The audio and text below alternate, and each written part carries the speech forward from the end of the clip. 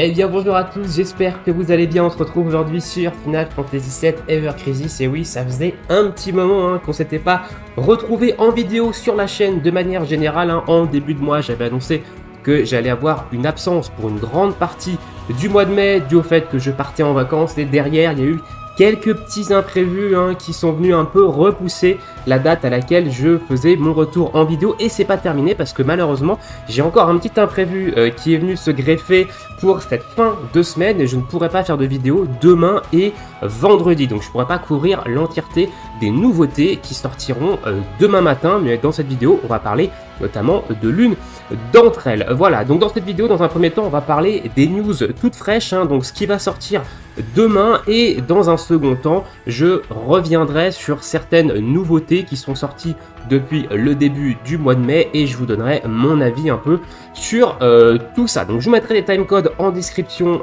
comme à chaque fois. Écoutez, sur ce, c'est parti, on va commencer avec les petites news fraîches, ce qui est tombé hier dans le jeu, à savoir 3 news. Donc dans un premier temps, le level cap qui va augmenter, on va passer de 70 à 80. Donc c'est un bond de 10 niveaux, on était habitué à avoir des bonds de 5 en 5, donc on s'attendait à passer niveau 75, et bah là non, on va passer niveau 80 directement, donc on va avoir quand même une grande augmentation du stream, donc du sphérié des différents personnages, et ça va nous donner évidemment pas mal de statistiques. Je rappelle que les statistiques du sphérié du perso sont des statistiques de base, donc c'est sur ces statistiques que vont se baser en fait toutes les augmentations de stats en pourcentage que vous allez avoir derrière, notamment les matérias et plus récemment les augmentations de stats du haut au vent. Voilà, donc plus vous avez de statistiques de base, plus les pourcentages que vous avez sur vos différentes matérias et les pourcentages qui sont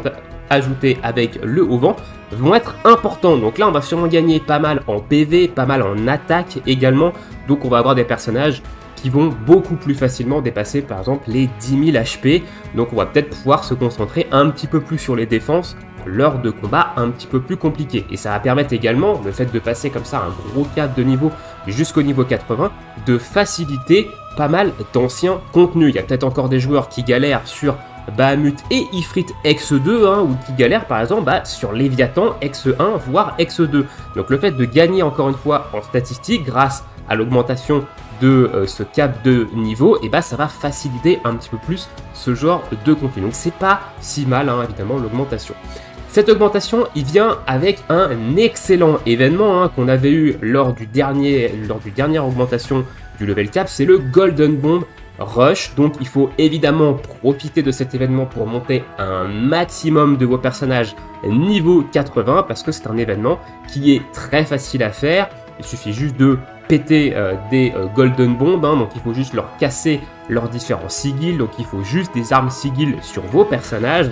Et il ne faut pas d'attaque, il n'attaque pas, donc il n'y a même pas besoin de soins, il faut juste arriver à leur péter tout leur sigil pour les one-shot ensuite, et ça donne beaucoup d'expérience, En plus maintenant avec le x9, plus cet événement, je pense que monter des personnages niveau 80, ça va être très rapide. Mais cet événement, il vient également avec des rewards et une boutique, et notamment différentes memories pour les persos, et des tickets ici gacha en gold, donc on pourra avoir des armes 5 étoiles garanties via ces tickets là, donc ça c'est quand même plutôt cool ce petit event, et on espérait qu'ils le remettent à chaque augmentation de cap.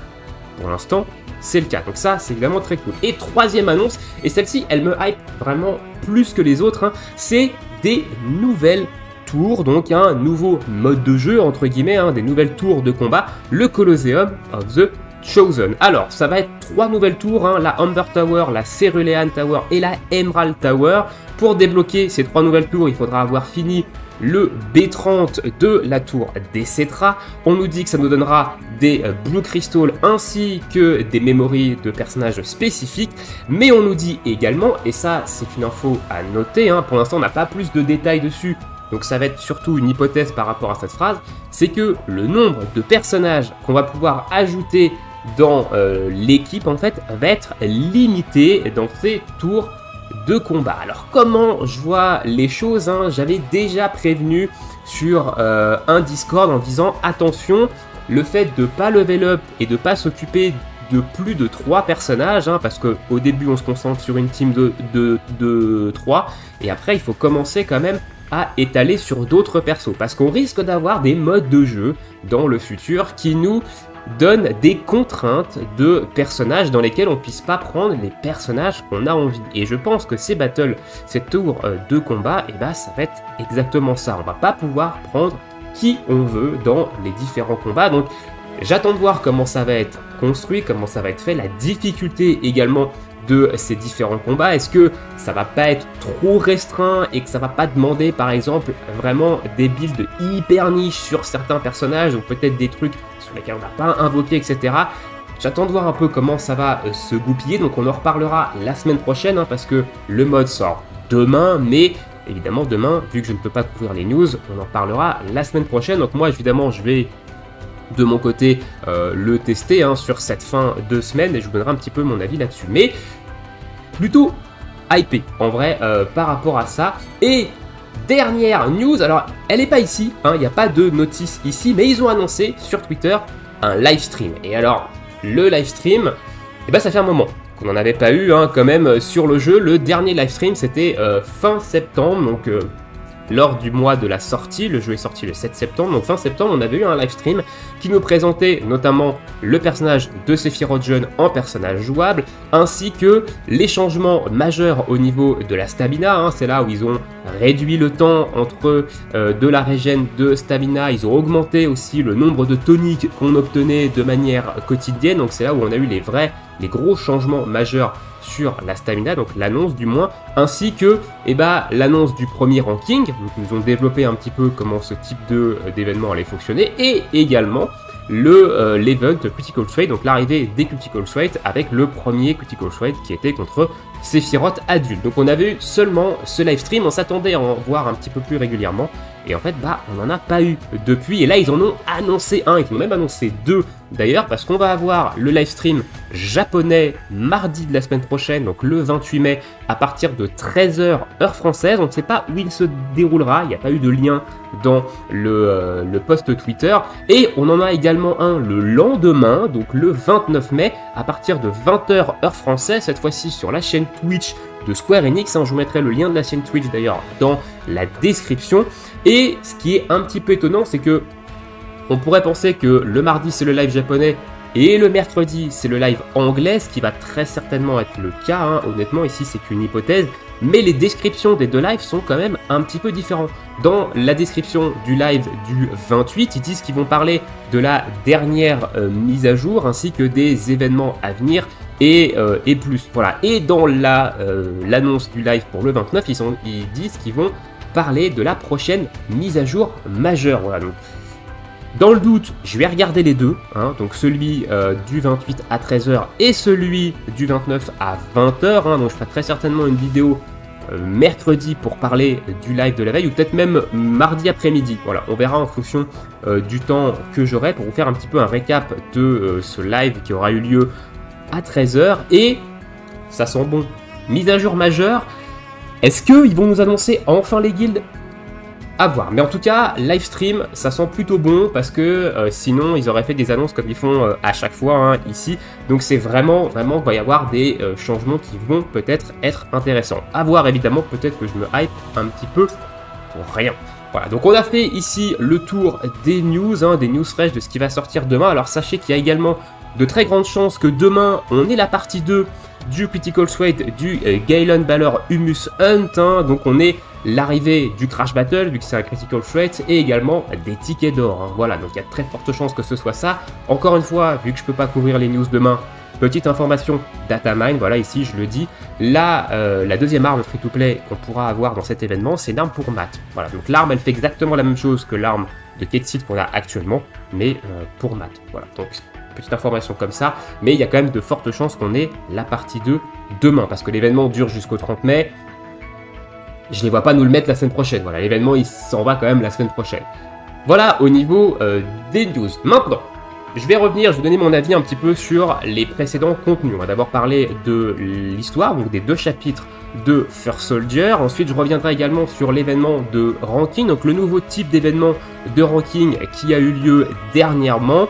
Je parlerai également de Léviathan, donc de la sortie de Léviathan, je vous montrerai où j'en suis également sur l'invocation, et ensuite je donnerai rapidement mon avis sur les deux bannières qui sont actuellement en cours, donc celle de Sephiroth et Red 13 qui est sortie la semaine dernière, et également celle de Matt et Yuffie. Attention, celle de Matt et Yuffie, elle s'arrête le 27 mai, donc elle s'arrête lundi de la semaine prochaine, hein. Donc voilà, donc je donnerai rapidement mon avis dessus.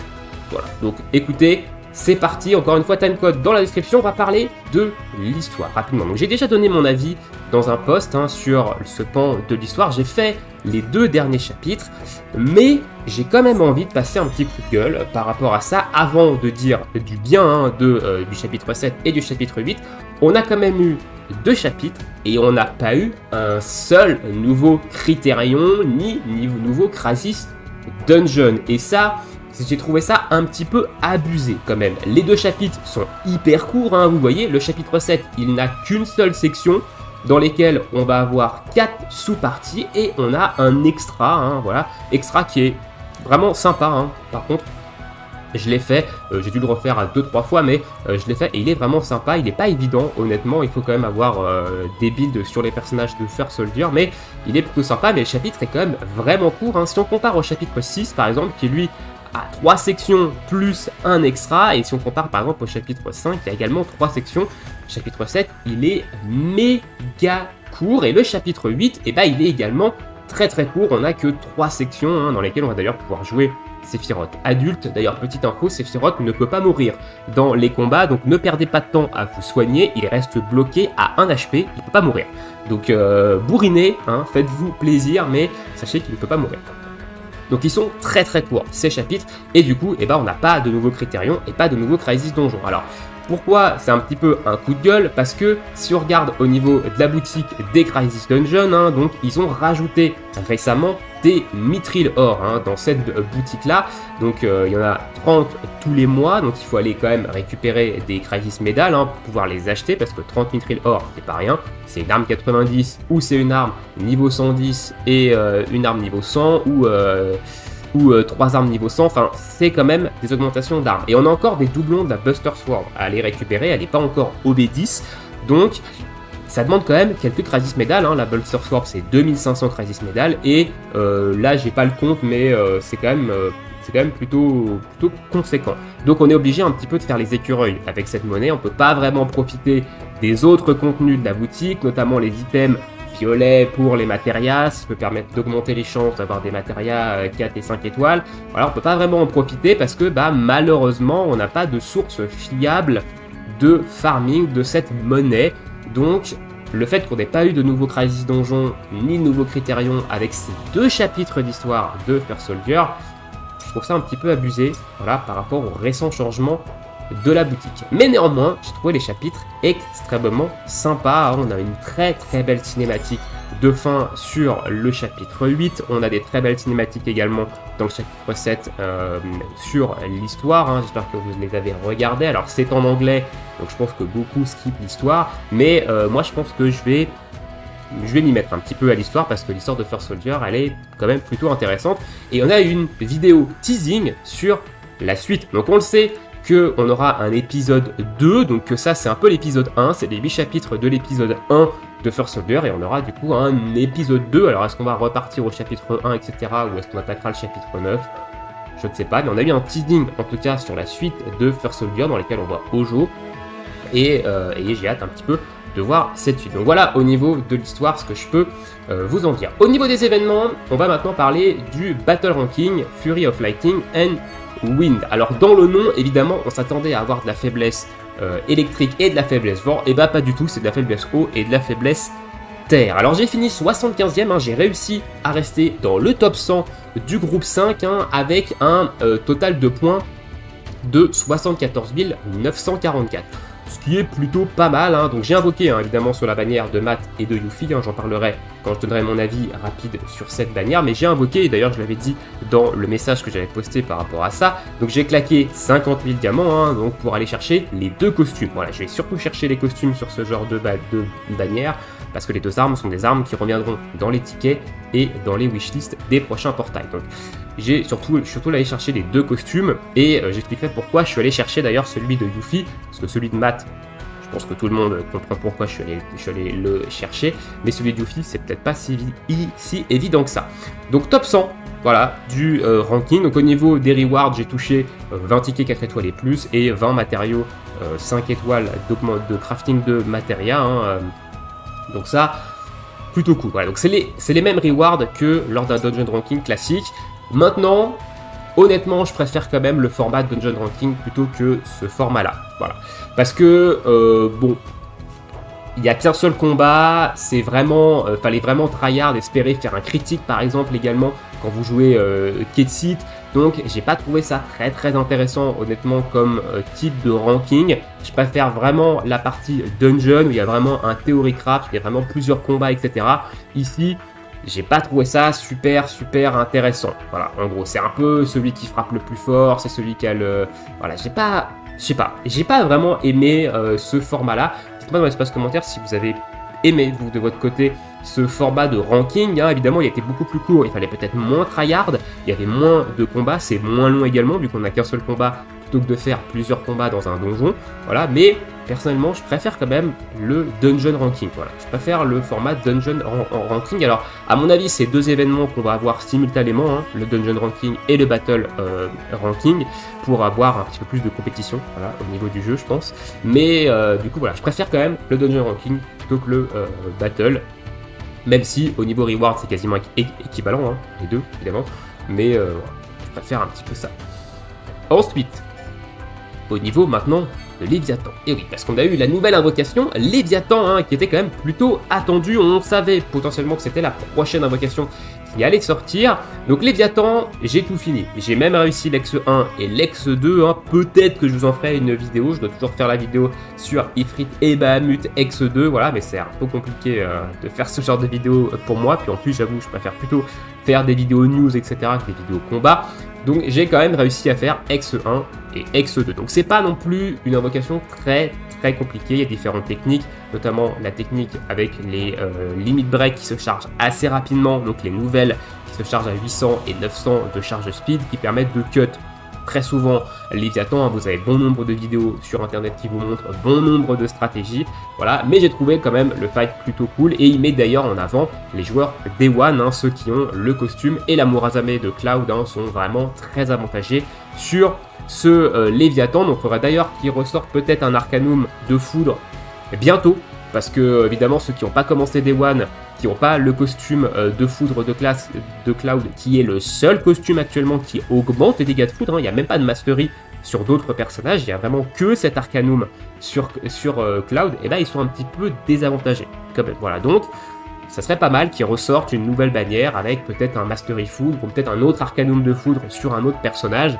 pour évidemment permettre aux nouveaux joueurs qui ont commencé après la bannière de Cloud, hein, d'avoir un peu plus de facilité sur Léviathan. Même si on peut le passer sans l'Arcanum, hein, vous pouvez le passer seulement avec son arme. La Murazame est une arme qui est dans les tickets, qui est une arme que vous pouvez wishlist, donc on peut la passer sans, mais c'est vrai que l'Arcanum a 35% de dégâts de foudre en plus, ça va être quand même pas mal. Donc Léviathan, voilà, très bon combat, honnêtement, j'ai réussi à faire juste le X2. Au niveau des invocations, il me reste que Shiva, X2, que je n'ai pas encore passé, parce que j'ai pas assez de DPS magique de feu, hein. Donc c'est vraiment ma prochaine un peu priorité dans les différentes invocations, c'est de mettre en wishlist des armes qui m'augmentent en fait mes dégâts magiques, parce que il va me falloir du dégât magique pour cette Shiva X2 qui pour l'instant a un petit peu de mal à tomber. Voilà, donc c'est vraiment le dernier gros contenu endgame entre guillemets qui me reste. Et Léviathan, c'est clair. Alors au niveau du sphérié, je ne l'ai pas non plus giga farmé, Léviathan, j'ai niveau 5 son attaque mono-cible, et j'ai niveau 3 son Tidal Wave, hein. Donc je suis en train de le farmer doucement avec l'énergie qu'on a quotidiennement. Je garde quand même pas mal de potes parce qu'on a également les niveaux à monter, hein. On a les niveaux 80 qui arrivent demain, donc commencer à stocker un petit peu de stamina. Et on a eu récemment également un peu de farm sur les différents événements. Donc voilà au niveau de Léviathan, pour l'instant l'invocation n'est pas une priorité, il n'y a pas vraiment de gros contenu avec une faiblesse haut. Voilà, ça peut néanmoins vous faciliter peut-être l'avancée dans Ramuh si vous êtes un nouveau joueur. Le fait d'avancer en parallèle à Ramuh et Léviathan, ça peut être cool. et elle va surtout servir, je pense, quand on aura les améliorations de Ramuh. On aura les Veria 3, X1 et X2 de Ramuh avec le niveau 10, etc., comme on a eu pour Shiva, et d'ailleurs comme on a pour Léviathan. Ils ont sorti vraiment Léviathan, vous pouvez le monter niveau 10 en Tidal Wave directement, hein. Donc ça, c'est assez intéressant, c'est ce qui va se passer, je pense, avec la plupart des summons. Voilà un petit peu là-dessus, je pense avoir fait le tour notamment des dernières grosses nouveautés qui sont sorties sur ce mois de mai. Si j'en ai oublié, bah dites-le moi dans l'espace commentaire, j'en reparlerai dans une prochaine vidéo. On va parler maintenant rapidement des bannières, alors je vais essayer de pas trop m'éterniser. Donc on va commencer par celle de Yuffie et de Matt, hein. Donc comme je vous ai dit, j'ai invoqué dessus, et j'ai fait 2 pages, je suis allé récupérer le costume de Matt et le costume de Yuffie. Alors on va commencer avec le costume de Yuffie. Déjà le skin, je le trouve très très beau. J'aime beaucoup le skin du costume de Yuffie, hein, vraiment vraiment shinobi, hein, voilà, elle a même sa posture ici de shinobi, et le costume s'appelle Shinobi Hawk, et le costume il est très intéressant parce que c'est un Arcanum de terre. Actuellement en Arcanum de terre on n'a que Lucia qui est un Arcanum plutôt magique parce qu'il y a de la M-Attack avec sur le costume, donc je pense que peu de personnes l'ont invoqué, hein, ce costume. C'est le costume de Noël, tout le monde est sûrement allé chercher le costume de Tifa, mère Noël, mais je pense que Lucia a été un petit peu oubliée avec cet Arcanum de terre. Donc là, le fait d'avoir Yuffie en Arcanum de terre, et notamment physique, parce qu'elle a du potentiel physique avec, et ça c'est très intéressant parce que ça va permettre à Yuffie de se step up niveau 7 dans potentiel physique beaucoup plus facilement, voilà. Donc c'est un costume que je trouve très intéressant. C'est plus intéressant d'avoir cette stat là que de la P-Attack. La P-Attack, on a beaucoup plus de facilité à la monter de niveau 7. Le potentiel physique, en fonction des box, ça peut être un petit peu plus compliqué d'aller le chercher niveau 7. Donc c'est très intéressant ici d'avoir du potentiel physique. Ça permet également de se concentrer derrière sur potentiellement de l'attaque et du potentiel global.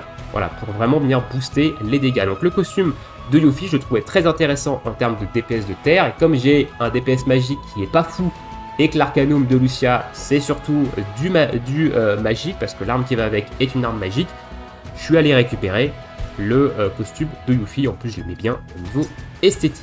Et au niveau de l'arme, c'est une arme plutôt classique en termes de dégâts élémentaires. Alors la différence, c'est qu'elle a une condition d'HP à 70% qui va augmenter ses dégâts de 20%. Voilà, donc c'est quand même à noter, hein, ça fait qu'elle va taper un petit peu plus fort que les autres armes élémentaires. Elle est quand même à 850% au niveau OB10 au maximum, donc avec un 20%, c'est pas dégueulasse. Et les slots de Materia, ce qui est dommage, c'est qu'on a un slot attaque ici, hein, et non P-Attaque, donc ça je trouve ça un peu dommage. On a un slot P-Attaque ici, et on a un slot de sigil, hein. Encore une fois, les slots de sigil, c'est utile seulement quand il y a du sigil en face, donc ici le sigil rond, sinon c'est un peu un slot mort, voilà, donc c'est pas fou. Et les air habilités, très très correct. Donc voilà, donc l'arme est quand même une bonne arme élémentaire.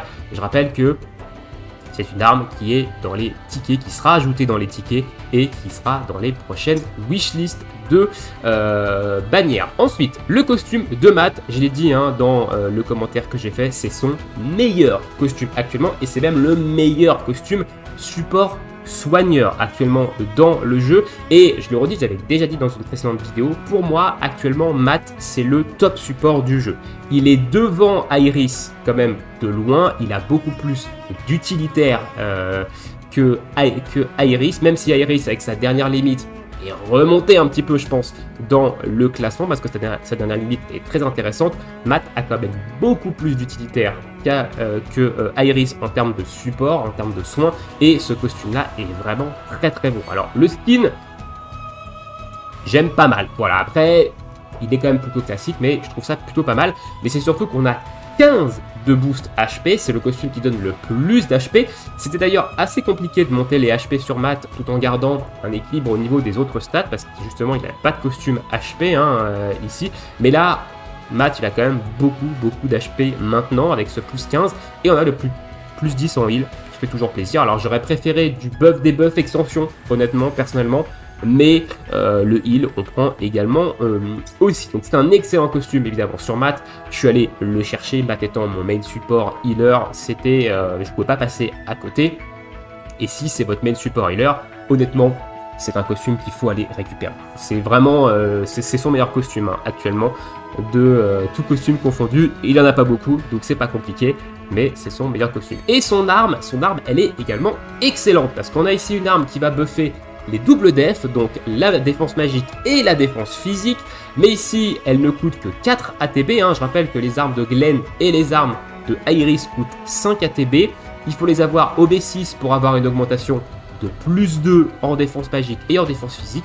Ici, à 5 étoiles direct, vous avez déjà une augmentation de plus 2 dans les deux défenses pour 4 ATB. Donc c'est un power creep en fait de ces deux armes là. Donc l'arme est très intéressante. Les air habilités sont également très bonnes. HP et augmentation de buff debuff, c'est très très cool aussi. Alors il y a une petite condition d'HP à 50% et plus pour le buff de défense physique, mais Matt a également la centipède, hein, qui est une arme de heal, qui heal également très bien et qui augmente également la défense physique. Donc si jamais vous sentez que vous n'allez pas avoir assez souvent le buff de défense physique avec cette arme à cause de cette condition d'HP, prenez plutôt la centipède. Voilà, vous emmerdez pas. Après, c'est quand même assez rare qu'on ait besoin des deux types de défense dans un combat. En général, c'est soit de la défense magique, soit de la défense physique. Hein, donc, c'est une arme qu'on va peut-être utiliser plutôt en sub pour ses air habilités. Mais, néanmoins, ça reste quand même une très bonne arme. Et elle peut servir, à mon avis, dans des prochains contenus, hein, s'ils l'ont sorti. Je pense que c'est pas pour rien.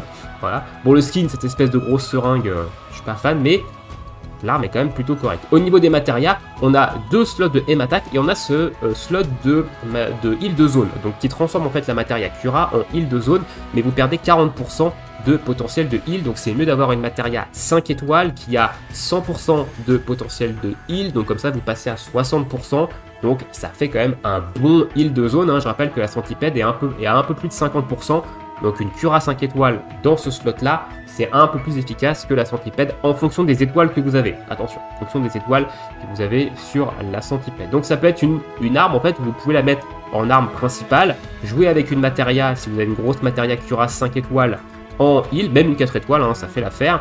Et derrière avoir une autre arme, hein, peut-être une arme un peu plus utilitaire qui baisse l'attaque magique, la défense magique par exemple, ou même son arme qui baisse l'attaque physique. Donc honnêtement, c'est une très très bonne arme. Je trouve que c'est une très bonne arme et c'est une très bonne bannière pour Matt. On va passer maintenant à la dernière bannière qui est sortie, donc celle de Sephiroth et de Red 13. Hein, donc une fois de plus, on a une arme de Red 13 mais sans costume, et ici on a un costume de Sephiroth. Alors on va commencer par Sephiroth. Donc Sephiroth, son costume, pourquoi pas? Honnêtement, le skin, je le trouve sympa. Je préfère beaucoup plus, par contre, son skin de son arme, hein, cette espèce de sabre, hein, ici, je le trouve vraiment très, très joli. Mais son costume, il reste quand même plutôt ok. Alors, au niveau de son costume, on a une augmentation de buff debuff extension, ici. Et on a, encore une fois, un mastery. Alors, c'est l'interrogation qu'il y a eu sur les réseaux sociaux, c'est que il a déjà un mastery, hein. Sephiroth, il a déjà le costume d'Halloween qui lui donne du HP et également 20% de dégâts devant. Donc pourquoi lui avoir remis un Mastery ici et pas lui avoir mis un Arcanum? Cette fois-ci, ça aurait été peut-être plus intéressant, mais il a un Mastery, voilà. Et il a l'augmentation de buff, debuff, extension, donc il commence à avoir pas mal de buffs sur lui, on va le voir d'ailleurs avec son arme qui est liée à ce costume, il y a pas mal de buffs, donc pourquoi pas. Alors entre les deux costumes, celui d'Halloween et celui-ci, quel est le meilleur? Ça dépend de votre setup de Sephiroth. Si vous pensez que vous n'avez pas besoin d'HP, ce costume-là sera meilleur que l'autre. Mais par contre, si vous pensez que vous avez un petit peu besoin de PV, que votre Sephiroth est un peu bas en PV, le costume d'Halloween qui donne des HP avec le Wind Mastery restera quand même meilleur que celui-ci. Donc c'est vraiment en fonction du build de votre Sephiroth et de vos besoins. Si vous n'avez pas besoin d'HP, ce costume sera mieux. Si vous avez besoin d'HP, et bien évidemment prenez l'autre, hein, qui donne lui du HP. Et au niveau de l'arme, et ben en fait ils ont fait un petit peu la même chose avec Sephiroth Vent qu'ils ont fait avec Tifa O. Voilà, donc Tifa O, ils lui ont sorti dans un premier temps une arme qui fait des dégâts d'eau, hein, et en plus de ça qui buff la défense, l'attaque magique, pardon.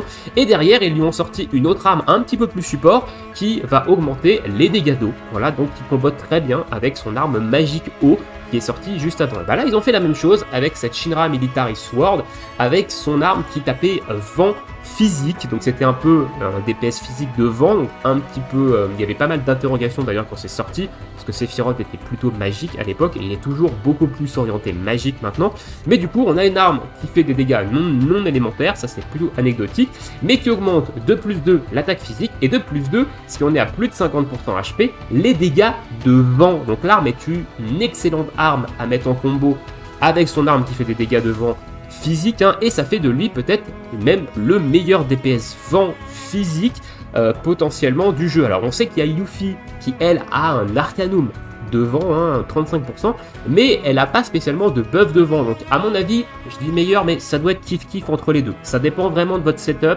mais ici qu'on a quand même un buff de P-Attack, un buff de dégâts devant si on est à plus de 50% HP, et quand on est en OB6, on a plus 2 en P-Attack, on passe pas à plus 3, mais on passe à plus 3 par contre en augmentation de dégâts devant, donc c'est un très bon combo. Et pour 3 d'ATB, j'en parle assez rarement du coup en ATB, mais là, il faut le souligner, c'est 3 d'ATB et non pas 4, donc vous allez vous buffer extrêmement rapidement. Voilà, donc c'est une arme qui va être en wishlist et qui va être ajoutée également au ticket. Donc, si jamais le costume ne vous intéresse pas, je vous déconseille de claquer des diamants dessus, hein, je le fais assez rarement de vous conseiller ou pas, mais là, voilà, là, moi, c'est certainement une arme qui va pop dans mes wishlists prochainement, parce que j'ai pas pull sur Yuffie vent, donc je vais setup un petit peu mon Seifi en DPS vent physique. Au niveau des air habilités, P-Attack, Winpot, hein, donc ça, c'est également très bien. Et au niveau des slots de Materia, P-Attack et Sigil rond. Voilà, donc encore une fois, c'est des bons slots. C'est des bons slots avec le slot de Sigil qui peut également servir. Donc l'arme est vraiment très bien à mettre en combo avec son arme vent. Donc voilà, que dire là-dessus, c'est une bonne bannière vent pour ces filles, mais un peu niche, quand même, hein, faut le souligner. Et au niveau de l'arme de Red 13, alors on va devoir aller dans la wishlist, parce que l'arme de Red 13, il n'y a pas de costume, donc ils l'ont pas mis, il ou Red 13, il est là. Donc c'est celle-ci, donc c'est le Silver Collar, qui est une arme qui va faire des dégâts non élémentaires, qui va baisser la résistance au vent de -2 avec un potentiel de -3. Et s'il a plus de 50% HP, il va également baisser la résistance à l'eau avec un -2 et un potentiel de -3. Au niveau des air habilités, on a du heal et d'augmentation de buff des buffs, donc de très très bonnes air habilités, même pour une arme à mettre en sub sur votre support. Mais à noter que c'est une arme qui casse le sigil spécial, donc le sigil losange, et qui coûte encore une fois 3 d'ATB. Donc actuellement, c'est la meilleure arme pour casser le sigil spécial, hein, 3 d'ATB. C'est vraiment plutôt sympa pour casser ce sigil, sachant que toutes les autres armes sont à 4 ATB hein, ici. Donc c'est la meilleure arme pour péter ce sigil spécial. Mais ça va être une arme quand même plutôt niche aussi, parce qu'elle va baisser la résistance au vent et la résistance à l'eau. Donc il faut évidemment l'utiliser aussi sur un ennemi qui est faible au vent ou à l'eau. Et au niveau des slots de bataille, donc on a attaque, un petit peu dommage ici. On a une augmentation de boost de dégâts de vent ici. Donc si vous mettez une Materia de vent ici, elle a 30% de dégâts augmentés. Donc encore une fois, ça reste quand même assez niche, parce que si vous n'avez pas de faiblesse vent en face, c'est pas très intéressant. Voilà, et on a encore une fois ce slot de heal de zone. Donc Red 13, c'est un personnage qui était pas mal oublié quand même depuis le lancement du jeu. Et depuis l'arrivée par exemple des nouveaux niveaux de Shiva et également sur Léviathan, le perso reprend vraiment du poil de la bête. Il a vraiment de très très bonnes armes qui sortent et il devient un petit peu, il devient très intéressant dans les derniers gros combats, hein, notamment Shiva X2, vous voyez beaucoup de vidéos avec Red 13, et Léviathan, vous voyez également très souvent Red 13 dessus, donc c'est sympa. C'est un personnage que j'aimais bien dans Final Fantasy VII, et je suis content en fait qu'ils reviennent, qu'ils le remettent vraiment un petit peu sur le devant de la scène, c'est plutôt cool. Alors, cette arme-là, en combo avec sa précédente arme qui débuffe la défense magique en zone et qui fait des dégâts de vent, ça peut être intéressant. On peut avoir ici un truc assez intéressant sur Red 13 en termes de dégâts de vent. Et voilà, donc c'est une arme qui sera encore une fois dans les wishlists et dans les tickets plus tard, donc c'est pas non plus spécialement intéressant et prioritaire d'invoquer. Honnêtement, cette bannière, moi j'ai fait la sainte multi dessus, j'ai rien eu, hein, j'ai eu que dalle, même pas un 5 étoiles, mais c'est pas une bannière giga intéressante. Moi je vous conseillerais, c'est rare que je le fasse, mais sauf si vous kiffez le design du costume de Sephiroth, hein, encore une fois, c'est pas non plus une bannière prioritaire. Dans les deux, cette bannière-là est un petit peu plus intéressante. Ça reste mon point de vue. Voilà, on a fait le tour un petit peu sur ce dont je voulais vous parler sur Final Fantasy VII Ever Crisis. Cet après-midi, sûrement, peut-être, je sais pas, vidéo invocation ticket. On a beaucoup de tickets hein, ici, donc j'aime pas trop les stacker parce que ça fait des vidéos très très longues. On a beaucoup de tickets, 51 tickets 4 étoiles et plus, 333 tickets normaux, et on a 10 tickets de chaque pour les personnages de First Soldier. Donc peut-être que je vous ferai une vidéo invocation cet après-midi, ou sinon ce sera lundi de la semaine prochaine. Voilà, à voir évidemment en fonction de mon temps aujourd'hui de ce que je peux faire. Je vous laisse ici pour cette petite vidéo, hein. On est déjà quand même à 34 minutes, je suis quand même allé assez rapidement. Dites-moi dans l'espace commentaire ce que vous pensez de tout ça, des nouvelles bannières, du contenu qui arrive demain également. Est-ce que les nouvelles tours de combat vous hype ou alors pas du tout, et qu'est-ce que vous pensez qu'il va y avoir dans le live de la semaine prochaine, hein. Moi je pense ça sent bon pour les guilds. J'espère, je vais pas trop me hype pour éviter d'être déçu, hein, mais je pense que ça sent bon pour les guilds parce qu'ils parlent d'une update majeure, donc d'une mise à jour majeure. Voilà. Dites-moi tout ça dans l'espace commentaire, je vous laisse ici. Je vous souhaite tous une très bonne journée, très bonne soirée, bon jeu et à bientôt. Ciao ciao.